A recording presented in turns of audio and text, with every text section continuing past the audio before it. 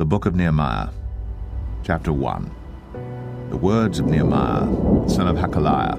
And it came to pass in the month of Chislew, in the 20th year, as I was in Shushan, the palace, that Hanani, one of my brethren, came, he and certain men of Judah, and I asked them concerning the Jews that had escaped, which were left of the captivity, and concerning Jerusalem.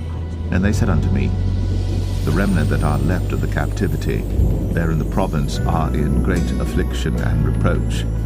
The wall of Jerusalem also is broken down, and the gates thereof are burned with fire. And it came to pass, when I heard these words, that I sat down and wept, and mourned certain days, and fasted, and prayed before the God of heaven, and said, I beseech thee, O Lord God of heaven, the great and terrible God, that keepeth covenant and mercy for them that love him, and observe his commandments, let thine ear now be attentive, and thine eyes open, that thou mayest hear the prayer of thy servant, which I pray before thee now, day and night, for the children of Israel thy servants, and confess the sins of the children of Israel, which we have sinned against thee. Both I and my father's house have sinned. We have dealt very corruptly against thee, and have not kept the commandments, nor the statutes, nor the judgments which thou commandest thy servant Moses.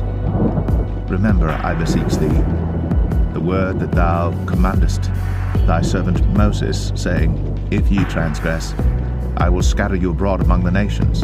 But if ye turn unto me, and keep my commandments, and do them, though there were of you cast out unto the uttermost part of the heaven, yet will I gather them from thence, and will bring them unto the place that I have chosen to set my name there. Now these are thy servants and thy people, whom thou hast redeemed by thy great power, and by thy strong hand. O Lord, I beseech thee, let now thine ear be attentive to the prayer of thy servant, and to the prayer of thy servants, who desire to fear thy name and prosper. I pray thee, thy servant this day, and grant him mercy in the sight of this man, for I was the king's cupbearer. Nehemiah 2. And it came to pass in the month Nisan, in the 20th year of Artaxerxes the king, that wine was before him.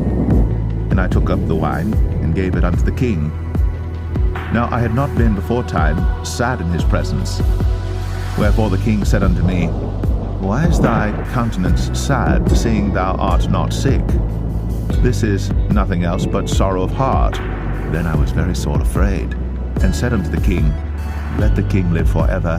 Why should not my countenance be sad, when the city, the place of my father's sepulchres, lieth waste, and the gates thereof are consumed with fire? Then the king said unto me, for what dost thou make request? So I prayed to the God of heaven, and I said unto the king, if it please the king, if thy servant have found favor in thy sight, that thou wouldst send me unto Judah, unto the city of my father's sepulchres, that I may build it. And the king said unto me, the queen also sitting by him, for how long shall thy journey be, and when wilt thou return? So it pleased the king to send me. And I set him a time.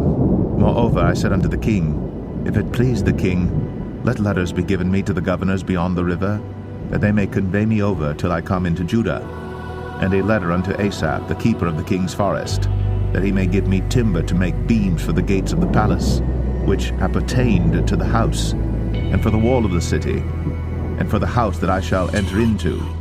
And the king granted me, according to the good hand of my God upon me. Then I came to the governors beyond the river, and gave them the king's letters. Now the king had sent captains of the army and horsemen with me. When Sanballat the Horonite, and Tobiah the servant the Ammonite, heard of it, it grieved them exceedingly that there was come a man to seek the welfare of the children of Israel. So I came to Jerusalem, and was there 3 days. And I arose in the night, I and some few men with me. Neither told I any man what my God had put in my heart to do at Jerusalem. Neither was there any beast with me, save the beast that I rode upon. And I went out by night by the gate of the valley, even before the dragon well, and to the dung port, and viewed the walls of Jerusalem, which were broken down, and the gates thereof were consumed with fire. Then I went on to the gate of the fountain, and to the king's pool. But there was no place for the beast that was under me to pass. Then went I up in the night by the brook, and viewed the wall, turned back and entered by the gate of the valley, and so returned. And the rulers knew not whither I went, or what I did. Neither had I as yet told it to the Jews, nor to the priests, nor to the nobles, nor to the rulers, nor to the rest